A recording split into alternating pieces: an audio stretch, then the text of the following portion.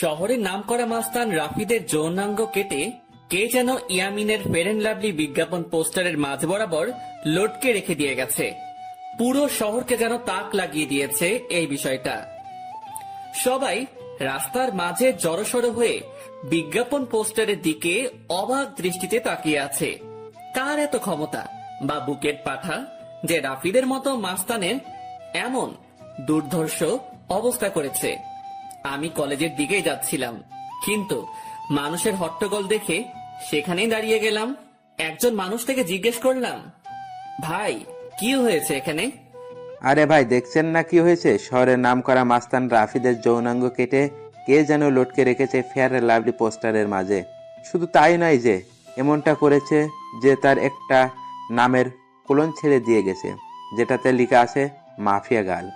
লোকটার কথা শুনে থতমত খেয়ে গেলাম, কিন্তু লোকটাকে বুঝতে দিলাম না। ভাই, কে এই মাফিয়া গার্ল? তার বিষয়ে কোনো কিছু জানেন কি? ভাই, তার বিষয়ে আমি কেন, শহরের ডিবি পুলিশরাও তার খোঁজ বের করতে পারিনি। এমন ডেঞ্জারাস এই মাফিয়া গার্ল। আগের বারও লোকাল থানার ওসিকে এই অবস্থায় করে মেরেছিল। ভাই, তাহলে তো অনেক খাতারনাক একটা মানুষ এই মাফিয়া গার্ল। হ্যাঁ, অনেক খতরনাক সে। এবার আমি চললাম ভাই। কখন তার কানে পৌঁছে যায় যে আমি তাকে নিয়ে কথা বলছি, পরে সে আমারও এমন ভয়ঙ্কর অবস্থা করবে। ভাই, মাপও চাই, দোয়াও চাই। এমন বিধ্বংসভাবে মরার কোনো ইচ্ছে নেই আমার। তবে শেষে একটা কথা বলি, মাফিয়া গার্ল যেটা করেছে সেটা একদম ঠিক করেছে। কারণ এই রাফিদ অনেক অত্যাচার করেছে শহরের মানুষকে। এই জালিমের মজা বুঝিয়েছে মাফিয়া গার্ল। লোকটা চলে গেল, আমি এখনো সেখানে দাঁড়িয়ে আছি। আমার মাথায় খালি একটা জিনিসই ঘুরপাক খাচ্ছে, যে এমনটা করেছে তার আসলেই অনেক বড় বুকের পাঠা। কে এই মাফিয়া গার্ল? না, এই মাফিয়া গার্লের সাথে আমি দেখা করব। তখনই কলেজ ফ্রেন্ড শামীম ফোন দিল। কিরে বেটা, তুই কই রে? তাড়াতাড়ি কলেজ যায়। কেন, কিছু হয়েছে নাকি রে? তুই কি রাফিদের বিষয়ে কিছু শুনিসনি? হ্যাঁ শুনেছি, আর আমি তো সেখানে দাঁড়িয়ে আছি। বাবারে, কি কলিজা মাফিয়া গালের! এমন নাম করা নেতাকে সে এইভাবে কেলিয়ে দিল। আমার তো ভাবতে অবাক লাগছে। আচ্ছা, তুই তাড়াতাড়ি কলেজ যাই। কলেজেও এসব নিয়ে তোলপাড় চলছে, কারণ রাফিদ কলেজ নেতা ছিল। আচ্ছা, আমি আসছি, তুই একটু দাঁড়া। ফোনটা রেখে দিয়ে কলেজের উদ্দেশ্যে রওনা হলাম। মাথায় এখনো মাফিয়া গার্লের বিষয়টা ঘুরপাক খাচ্ছে। মাফিয়া গার্লকে নিয়ে ভাবতে ভাবতে কলেজে চলে গেলাম। কলেজে পৌঁছাতেই দেখি শামীম কলেজের গেটে দাঁড়িয়ে আছে। যাক, তুই এসেছিস, কিন্তু আজ নাকি ক্লাস হবে না রাফিদের বিষয়টার জন্য। কি এক আতঙ্ক লাগিয়ে দিল মাফিয়া গার্ল! আল্লাহ! হ্যাঁ রে, সেই রকমের আতঙ্ক ছড়িয়ে দিয়েছে মাফিয়া গার্ল। তবে একদিকে ভালোই হয়েছে, রাফিদের মতো জানোয়ারকে সেই সাইজ করেছে। অনেক উড়েছিল বেটা, এবার উড়াউড়ি বন্ধ হয়ে গেছে চিরতরে। এজন্যই বলে বেশি উড়া ভালো না। হ্যাঁ, রাফিদ অনেক পাওয়ার দেখাতো কলেজে, একদম শিক্ষা দিয়ে দিয়েছে মাফিয়া গার্ল। আচ্ছা, বাদ দে এখন ওসব কথা। চল নদীর পাড়ে গিয়ে আড্ডা দিব। ওকে চল। তারপর দুই বন্ধু মিলে চলে গেলাম নদীর পাড়ে। সেখানে গিয়ে দুই বন্ধু বসে বসে আড্ডা মারছি। হঠাৎই নজর পড়লো আমাদের অপোজিটে বসে থাকা একটা মেয়ের দিকে। সে ল্যাপটপ নিয়ে বসে বসে কি একটা যেন করছিল। মেয়েটাকে ঠিক মতন দেখা যাচ্ছে না, কারণ চুলের কারণে পুরো চেহারা ঢেকে আছে।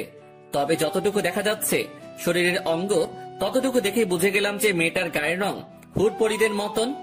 এই আকাশ, তুই ওদিক তাকিয়ে কি দেখছিস? আমি কত সময় ধরে বকবক করে চলেছি। আরে দেখ না, সামনে বসে থাকা মেয়েটার দিকে কেমন মগ্ন হয়ে ল্যাপটপে কাজ করছে। আরে, এ তো আমাদের কলেজের রামিসা, যে কিনা কলেজের টপার, সবসময় পড়ালেখা নিয়ে মগ্ন থাকে। এখন নিশ্চয়ই ল্যাপটপে পড়ালেখা নিয়ে গবেষণা চলছে। শামীম, তুই একটা জিনিস লক্ষ্য করেছিস মেয়েটার? তার চুলগুলো কত লম্বা লম্বা, আর গায়ের রংটাও পুরো দুধে আলতা। হ্যাঁ, সে আমি অনেক আগ থেকে জানি, কারণ কলেজের সবাই ওর জন্য পাগল, কিন্তু সে কাউকে পাত্তা দেয় না। সারাদিন পড়ালেখা নিয়ে পড়ে থাকে, তার কাছে এসবের কোনো টাইম নেই। কিন্তু বন্ধু, মেয়েটাকে দেখে না আমার ভিতরে কেমন ঘুটাঘুটি হচ্ছে। মনে হচ্ছে যেন মেয়েটা আমার ভবিষ্যৎ বউ হবে। সেই স্বপ্ন কোনোদিনই পূরণ হবে না তোর, কারণ আমাদের মতো ছাগলের কপালে এসব মেয়ে কখনোই জুটবে না। আরে জুটবে কি জুটবে না সেসব পরে দেখা যাবে, কিন্তু এখন চল না ওর সাথে একটু কথা বলে আসি। মনটা না কেমন যেন ছটফট করছে কথা বলার জন্য। আরে ভাই, তোর কি মনে হয় সে আমাদের সাথে কথা বলবে? ভাই তাও চল না প্লিজ। চল। শামীমকে নিয়ে মেয়েটার কাছে চলে গেলাম। মেয়েটার সামনে গিয়ে দাঁড়িয়ে আছি ছায়া মূর্তির মতন, কিন্তু তার যেন আমাদের দিকে কোনো খেয়ালই নেই। সে তার কাজে মগ্ন হয়ে আছে। এই দেখলি, দানবের মতো দুটো মানুষ আমরা তার সামনে এসে দাঁড়িয়ে আছি, কিন্তু আমাদের দিকে কোনো খেয়াল নেই। রামিসা এমনই, কারোর সাথে কথাই বলে না। আরে চুপ থাকতো, আমি কথা বলছি, দেখতে থাক। আমি গলায় বড় করে কাশি দিলাম, কিন্তু মেয়েটার কোনো রেসপন্সই দেখতে পেলাম না। মেয়েটা এখনো তার কাজে মগ্ন। এবার শরম লজ্জা ভেঙে সোজা ডাক দিলাম, এই যে শুনছেন। মেয়েটা আমার ডাক শুনে ল্যাপটপ থেকে মাথা তুলে তাকালো। এতটা সময় মেয়েটার চেহারা দেখা যাচ্ছিল না, কিন্তু এখন সে আমাদের দিকে তাকানোই পুরো স্পষ্ট দেখা যাচ্ছে চেহারা। মেয়েটাকে দেখে পুরো শরীর ঠান্ডা হয়ে গেল আমার।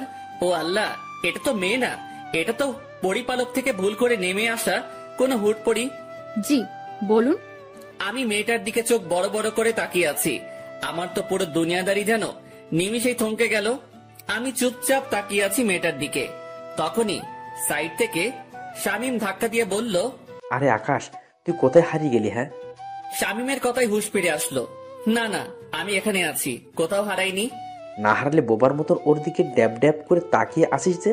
শামীম কথা শেষ না করতেই পাশ থেকে মেয়েটা আবার বলে উঠল, জি কিছু বলবেন? না না, কিছু বলবো না, আপনাকে শুধু চেয়ে চেয়ে দেখবো। মানে বুঝলাম না। আরে মানে আপনার সাথে একটু কথা বলতে চাই। জি বলুন, বললাম তো।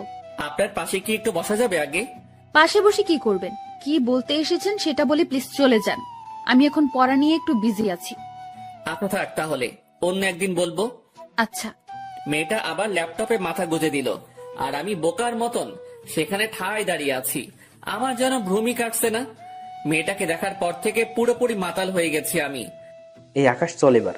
না, আমি যাব না, তুই যা। মানে কি আকাশ, এখানে দাঁড়িয়ে দাঁড়িয়ে কি করবি শুনি? মেয়েটাকে তাকিয়ে তাকিয়ে দেখবো। আকাশ, তোর মাথা কি খারাপ টারাপ হয়ে গেল নাকি? কি সব আবল তাবল বলছিস? হ্যাঁ হ্যাঁ, হয়তো হয়ে গেছে। ওহ আল্লাহ, কোন পাগলের পাল্লায় পড়লাম আমি। আচ্ছা শামীম, একটা কথা বলি। হ্যাঁ বল। আমার না মেয়েটাকে কোলে উঠিয়ে নিয়ে কাজী অফিসে দৌড় দিতে মন চাচ্ছে। ইচ্ছে করছে এখনই বউ বানিয়ে ফেলি মেয়েটাকে। একটা ঠাটিয়ে লাগিয়ে দিব তোর গালে বেটা ফাজিল। চল তুই এখান থেকে। শামীম আকাশকে টেনে সেখান থেকে নিয়ে আসলো। শামীম, এমনটা না করলেও পারতিস, আর একটু দেখতে দিলে কি হতো মেয়েটাকে। একদম চুপ তুই। কি সব পাগলামো শুরু করছিস আকাশ? মাথায় তার কি ছিঁড়ে গেছে নাকি তোর? হ্যাঁ, দেখ বেটা, তুই আমার মনের দুঃখ বুঝলি না। থাক তুই, আমি বাসায় গেলাম। শামীমকে ফেলে রেখে সেখান থেকে সোজা বাসায় চলে আসলাম। বাসায় এসে ব্যাগ রেখে ওয়াশরুমে চলে গেলাম। একটু পর ওয়াশরুম থেকে বের হয়ে না খেয়ে সোজা শুয়ে পড়লাম। মেয়েটাকে দেখার পর থেকে যেন খাওয়া দাওয়ার সমস্ত রুচি উঠে গেছে আমার। বিছানায় শুয়ে শুয়ে মেয়েটার কথা ভাবতে লাগলাম। মেয়েটাকে নিয়ে ভাবতে ভাবতে কখন যে ঘুমিয়ে গেছি আল্লাহ জানে। এক ঘুমে রাত হয়ে যায়, তাও ঘুম ভাঙেনি আমার। শামীম ফোন দিয়ে ঘুম ভাঙিয়েছে। আকাশ তুই কি করছিস রে? আরে ঘুমাচ্ছি। হ্যাঁ, এমনটাই করবি। এদিকে দুনিয়াদারি পুরো ধ্বংস হয়ে যাচ্ছে, আর তুই পরে পরে ঘুমাচ্ছিস বেটা বলদ। আরে কি হয়েছে? তাড়াতাড়ি ইউটিউব ওপেন কর। একটা চ্যানেল থেকে মাফিয়াকার লাইভ এসেছে, আমি তোকে লিংক দিয়ে দিচ্ছি। কি? তাড়াতাড়ি লাফ দিয়ে বিছানা ছেড়ে উঠে পড়লাম। তারপর ফোনের ডাটা অন করে শামীমের দেওয়া লিঙ্কটা থেকে ইউটিউবে প্রবেশ করলাম। ইউটিউবে প্রবেশ করতেই দেখি মাফিয়া গার্ল লাইভে এসেছে। চেহারা দেখা যাচ্ছে না, পুরো মুখ ঢাকা তার। আর তার থেকে বড় কথা, মেকানিক্যাল একটা অটো ভয়েস থেকে সে লাইভে এসেছে। দেখুন, সবার উদ্দেশ্য করেই বলছি, আমাকে ধরা তো দূরের কথা, সেসব কিছু নিয়ে চিন্তা করলেও ঘাট থেকে মস্তক আলাদা করে দিব আমি। আর আজকে লাইভে আসার উদ্দেশ্য হলো নেতা রাফিদের ব্যাপারে কিছু জানানোর আছে আপনাদেরকে। রাফিদ এখনো জীবিত, কিন্তু আজ তার শেষ দিন। আগামীকাল শহরের যে কোনো এক স্থানে রাফিদের লাশ আমি ফেলে রেখে যাব। তার লাশ উদ্ধার করে নিয়ে যাওয়ার অনুরোধ রইল ডিবি পুলিশের কাছে। আর সর্বশেষে আমি আবারও বলছি, মাফিয়া গার্লের সন্ধান কেউ করতে যাবেন না, তাহলে কিন্তু রক্তের বন্যা বয়ে যাবে দেশে। তারপর ধুম করে লাইভ কেটে দিল। মাফিয়া গার্লের সাহস দেখে শুধু অবাক হচ্ছি। না, মাফিয়া গার্লকে যে করেই হোক আমি খুঁজে বের করব। মাফিয়া গার্লের এই লাইভ মিনিটের মধ্যে পুরো দেশে ভাইরাল হয়ে গেল। এক লাইভে যেন পুরো আতঙ্ক ছড়িয়ে গেল মানুষের মনে। সবার মুখে মুখে মাফিয়া গার্ল আর মাফিয়া গার্ল। কে এই মাফিয়া গার্ল? সবার একটাই প্রশ্ন। একটু পর চ্যানেল আর লাইভটা কেটে দিল মাফিয়া গার্ল। পুরো সবকিছু সে ভ্যানিশ করে দিয়েছে, পুরোপুরি উদাও হয়ে গেল সমস্ত কিছু। কিন্তু সবার মুখে মুখেই মাফিয়া গার্লের নাম ছড়িয়ে গেছে। ফেসবুক, টুইটার, যেখানেই যাই সেখানেই মাফিয়া গার্ল নিয়ে পোস্ট। বাপরে বাপ, এটা কি মেয়ে নাকি মানুষরূপী কোনো চিতাবাঘ? আল্লাহ ভালো জানে। এসব নিয়ে ভাবতে ভাবতে আরো কিছু সময় চলে গেল। না, এসব নিয়ে এখন আর ভাবা চলবে না, আগে গিয়ে কিছু খেয়ে নেই। বিছানা ছেড়ে উঠে পড়লাম। তারপর হাত মুখে পানি ছিটা দিয়ে এসে কিছু খেয়ে নিয়ে আবারও ঘুমিয়ে পড়লাম। সকালবেলা ঘুম ভাঙলো ফোনের আওয়াজে। কে যেন কিছু একটা মেইল করেছে। ঘুমের ঘরে ফোনটা হাতে নিয়ে মেইলটা ওপেন করলাম। দেখলাম একটা ভয়েস মেইল। ভয়েসটা প্লে করলাম। প্লে করতেই আমার পুরো হুঁশ উড়ে গেল। আমি এক লাফ দিয়ে সোজা বিছানা ছেড়ে উঠে দাঁড়িয়ে গেলাম। মাফিয়া গার্লের সেই ভয়ঙ্কর আওয়াজে কেউ আমায় মেইল করেছে। বৎস, আমার অস্তিত্ব তালাশ করতে চেও না। আমার অস্তিত্ব তালাশ করতে গেলে নিজের অস্তিত্বই হারিয়ে ফেলবে। ভয়েসটা শুনে থতমত খেয়ে গেলাম। এটা কি করে সম্ভব? মাফিয়া গার্ল আমায় ভয়েস মেইল করেছে। শুধু তাই নয়, আমি মাফিয়া গার্লের তালাশ করছি, সেটা সে জানলো কি করে? বাপরে বাপ, কি ডেঞ্জারাস মেয়ে রে বাবা! আমায় মেইল করে শাসায়। মাথায় তো কিছুই কাজ করছে না ভয়েসটা শোনার পর থেকে। কিন্তু আমি তো থেমে থাকবো না। আমি মাফিয়া গার্লের খোঁজ বের করেই ছাড়বো। সে যত বড় মাফিয়াই হোক না কেন, আমি আকাশও কম না। চুপসে আছি বলে আমাকে ভয় পেতে হবে এমন কোনো কিছুই নয়। মাফিয়া গার্লও জানে না যে আমি কত বড় খেলোয়াড়। যেদিন আমি খেলতে নেমে যাব সেদিন এমন মাফিয়া গার্ল পথে পথে হোঁচট খেয়ে মরবে। এসব নিয়ে চিন্তা ভাবনা করছি। তখনই দেওয়াল ঘড়িটায় 9টা অ্যালার্ম বেজে উঠল। ও আল্লাহ, 9টা বেজে গেছে কখন? আমার তো কলেজ যেতে হবে। তাড়াতাড়ি বিছানা ছেড়ে উঠে পড়লাম। তারপর ফ্রেশ হয়ে হালকা পাতলা কিছু নাস্তা করে কলেজের উদ্দেশ্যে রওনা হলাম। হেঁটেই রওনা হয়েছি। আরে ধুর, আমার পরিচয় দিতে তো ভুলেই গেছি সবাইকে। চলেন পরিচয় পর্বটা শেষ করে ফেলি। আমি বরাবরের মতোই আকাশ, আপনাদের সাথে আছি। পড়াশোনার সুবাদে শহরে আলাদা বাসা নিয়ে থাকি। আর পুরো পরিবার, বাবা মা, ছোট বোন অন্য শহরে থাকে। আমি ইচ্ছা করেই এই কলেজে অ্যাডমিশন নিয়েছি। ইচ্ছা করে বলতে একটা রিজন আছে এই কলেজে অ্যাডমিশন নেওয়ার, সেটা গল্পের সাথে থাকলে জেনে যাবেন। সো এবার গল্পে ফেরা যাক। কলেজে পৌঁছে গেলাম। কলেজে পৌঁছাতেই দেখি গতকালে সেই রামিসা মেয়েটা গাছতলায় বসে বসে বই একটা হাতে নিয়ে পড়ছে। কোনো কিছু না ভেবে মেয়েটার দিকে এগিয়ে গেলাম, কারণ এখনো ক্লাস শুরু হয়নি। আর ক্লাস হবে কিনা সেটাও সন্দেহ। মেয়েটার কাছে গিয়ে দাঁড়িয়ে আছি। মেয়ে আমায় দেখে আজ নিজ থেকে কথা বলল। কালকের বিষয়টা নিয়ে কিছু বলতে আসছেন বুঝি? না, তেমন কিছু না। মানে হ্যাঁ, মেয়েটার এমন ধারা কথা শুনে কি বলবো, সবটাই গুলিয়ে গেছে। তো বলুন। আচ্ছা, আপনার সাথে কি ফ্রেন্ডশিপ করা যাবে? না, ফ্রেন্ডশিপ করা যাবে না, কারণ আমি কোনো ছেলের সাথেই চলাফেরা করি না। প্লিজ না করিয়েন না। আমি কিন্তু একদম বাজে ছেলে না। তাও আমি পারবো না। তবে হ্যাঁ, পড়ালেখা নিয়ে টুকটাক কথা বলার প্রয়োজন হলে বলতে পারবেন। আচ্ছা ঠিক আছে। কিন্তু আপনাকে তো কলেজে নতুন মনে হচ্ছে। হ্যাঁ, আমি নতুন। 1 মাস আগে অ্যাডমিশন নিয়েছে এই কলেজে, অন্য কলেজ থেকে ট্রান্সফার হয়ে। তবে রেগুলার হয়েছি 1 সপ্তাহ হবে। কোন ইয়ারে অ্যাডমিশন নিয়েছেন? সেকেন্ড ইয়ারে। আপনি? ও, আপনিও তাহলে আমার সেম ক্লাস। তার মানে আপনিও সেকেন্ড ইয়ারে পড়েন?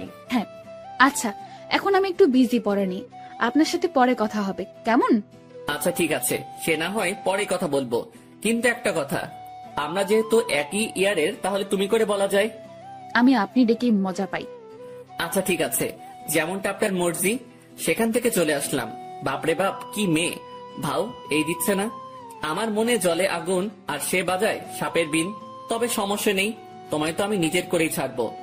তোমায় নিজের মনে ফিক্সড করে নিয়েছি, বিয়ে করলে তোমায় করব। সেখান থেকে আসতে না আসতেই শামীম কলেজের গেট দিয়ে প্রবেশ করলো। কিরে, তুই এখন এলি? এই তো একটু আগে। আচ্ছা চল ক্যান্টিনের দিকে যাই। কলেজের পরিবেশ দেখে তো মনে হচ্ছে না যে আজ ক্লাস হবে। আমারও তাই মনে হচ্ছে। চলো তাহলে ক্যান্টিনেই যাই। তারপর দুজন মিলে ক্যান্টিনে চলে গেলাম। কলেজে যেদিন অ্যাডমিশন নিয়েছি সেদিনই শামীমের সাথে আমার পরিচয় হয়েছে। অল্প কয়েকদিনে খুব ভালো বন্ধু হয়ে উঠেছি আমরা। 2 বন্ধু মিলে ক্যান্টিনে বসে বসে কফি খাচ্ছিলাম। তখনই আশেপাশের লোকজন সবাই একদিকে দৌড়ে ছুটে যাচ্ছে। একজনকে ডেকে জিজ্ঞেস করলাম, ভাই কি হয়েছে, আপনারা এভাবে দৌড়াচ্ছেন কেন? আরে ভাই, আপনারা কোন দুনিয়ায় থাকেন? হ্যাঁ, যে কোনো কিছুই বলতে পারেন না? ভাই, এই দুনিয়াতেই আছি, কিন্তু কি হয়েছে সেটা তো বলবেন। আরে মাফিয়া গাল রাফিদকে মেরে ওর লাশ চৌরাস্তার মোড়ে লটকে রেখে দিয়ে গেছে। লোকটার কথা শুনে মাথায় বড়সড় একটা বাজ পড়লো। মাফিয়া গার্ল সত্যি তাহলে রাফিদকে মেরে ফেলেছে। শামীম, চল তো তাড়াতাড়ি। হ্যাঁ চল।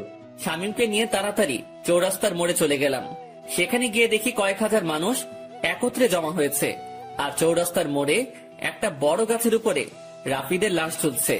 রাফিদের লাশ দেখে নিজেরই কলিজা কেঁপে উঠল। একটা মেয়ের পক্ষে কি করে সম্ভব এটা? একটা মেয়ে শহরের নাম করা নেতাকে এমন বিভৎসভাবে মারল যে দেখে বিশ্বাসই হচ্ছে না।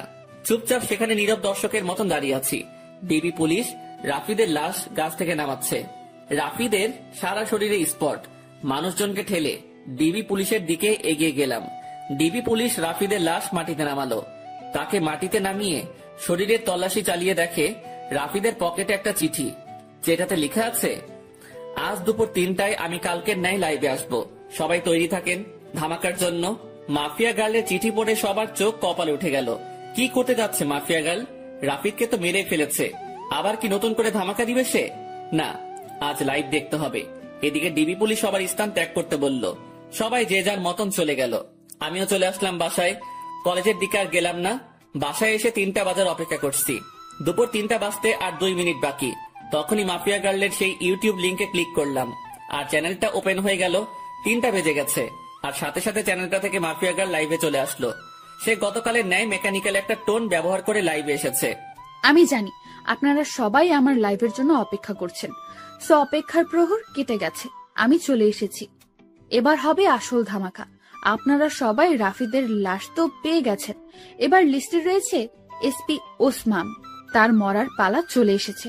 এসপি ওসমান, মৃত্যুর জন্য তৈরি হয়ে নে। এবার তোকে আমার হাত থেকে কেউ রক্ষা করতে পারবে না। সমাজের আড়ালে লুকিয়ে থাকা সব কটা মুখোশধারীকে এইভাবে ভয়ানক মৃত্যুদণ্ড দিব আমি। কেউ তোদেরকে আমার হাত থেকে বাঁচাতে পারবে না। আর শুনে রাখেন সকলেই, আমি কোনো খারাপ কাজ করছি না, সমাজের নষ্টাগুলোকে বেছে বেছে সাজা দিচ্ছি। এসপি ওসমানের মৃত্যুর পর বাকি টার্গেটের নাম আমি বলে দেব। এসব কিছু আমি সমাজের ভালোর জন্যই করছি। তবে হ্যাঁ, আমার পার্সোনাল একটা মাকসাদ আছে, সেটা হলো আমি আগুনের সাথে দেখা করতে চাই। এসব করে সে যেন নিজেই আমার কাজকর্ম দেখে আমার সাথে দেখা করে। যতদিন না সে আমার সাথে দেখা করবে, ততদিন আমি এইরূপ কাজ করেই যাব। মাফিয়া গার্লের মুখে আগুন নামটা শুনে ভিতরে ছ্যাত করে উঠল। আল্লাহ, এ তো দেখি উল্টো চক্র। যেখানে মাফিয়া গার্লকে আমি খুঁজছি, সেখানে সে উল্টো আগুনের তালাশ করছে। না, মাফিয়া গার্লের খোঁজ বের করতেই হবে, যে করে হোক না কেন। আমি মাফিয়া গার্লকে খুঁজে বের করবই। তবে আগে মাফিয়া গার্লের পরিশেষটা শুনি, সে কি বলতে চাই। আগুন, আপনি যেখানেই আছেন না কেন, আপনি যদি আমার তালাশ না করেন, তাহলে এসব কোনোদিনও বন্ধ করব না আমি। একটা কোডিং দিয়ে গেলাম আমার, 2244। এই কোডিংটা আপনি ছাড়া কেউ বুঝবে না, সো নিজেই আমার খোঁজ বের করুন। মাফিয়া গার্লের কোডিং শুনে আরো মাথা খারাপ হয়ে গেল। মাফিয়া গার্ল চাইছেটা কি? কিছুই তো মাথায় কাজ করছে না। সে আগুনের সাথে দেখা করতে চায়, তার উপরে আবার সে নিজের লিড কোড ইউজ করছে। মাথা তো পুরো কাজ করা বন্ধ করে দিয়েছে, আর কিছুই যেন ভাবতে পারছি না। মাথা পুরো জ্যাম হয়ে গিয়েছে। মাফিয়া গার্ল লাইভ কেটে দিয়ে বের হয়ে গিয়েছে। এদিকে আমার মাথায় প্যাটার্ন পড়ে গেছে, মস্তিষ্ক পুরো নিস্তেজ হয়ে গেছে আমার। না, আর না, আগে নিজেকে একটু রিল্যাক্স করি, পরে না হয় মাফিয়া গার্লকে নিয়ে ভাবা যাবে। ডাটা অফ করে দিয়ে শুয়ে পড়লাম। এখন একটু ঘুমাবো, পরে না হয় ঘুম থেকে উঠে বিষয়টা নিয়ে ভাবা যাবে। যেমন ভাবা তেমন কাজ, সব চিন্তা একপাশে রেখে ঘুমিয়ে পড়লাম। বিকাল বেলায় ঘুম থেকে উঠে বাহিরে চলে গেলাম। মাথা কেমন যেন ভারী হয়ে আছে। তাড়াতাড়ি কাকুর দোকানে যেতে হবে আমার, না হয় মাথা ঠিক হবে না। ওনার দোকানে গিয়ে চা খেয়ে আগে মাথা ঠিক করতে হবে। কাকুর দোকানে গিয়ে চায়ের অর্ডার করলাম। মাথার জ্যাম মোটামুটি ছুটেছে মনে হচ্ছে। চা খেয়ে শরীরটা চাঙ্গা লাগছে একটু। হ্যাঁ, এবার শান্ত মাথায় ভাবি মাফিয়া গার্লের কথা। আচ্ছা, মাফিয়া গার্ল আমার খোঁজ কেন করছে? কি চাই সে আমার কাছে? আর কেনই বা সে এসব কর্মকাণ্ড করছে? দেশে তো প্রশাসন আছে দুর্নীতিবাজদেরকে শাস্তি দেওয়ার জন্য, তারপরেও কেন মাফিয়া গার্ল আইনের বিপক্ষে যাচ্ছে? হাজারটা প্রশ্ন নিজেকে নিজে ছুড়ে মারলাম। এবার আমার শান্ত মস্তিষ্ক ধীরে ধীরে সব কয়টা প্রশ্নের উত্তর খোলাসা করতে লাগলো। দেখো, দেশে যে অবস্থা তা কোনোদিন শুধরাবে না। একটার পর একটা দুর্নীতিবাজ পয়দা হয়ে যাবে, কখনো তাদেরকে থামানো যাবে না। নিজের মনের উত্তরের সাথে মাফিয়া গালের কর্মকাণ্ডের জাজমেন্ট করলাম।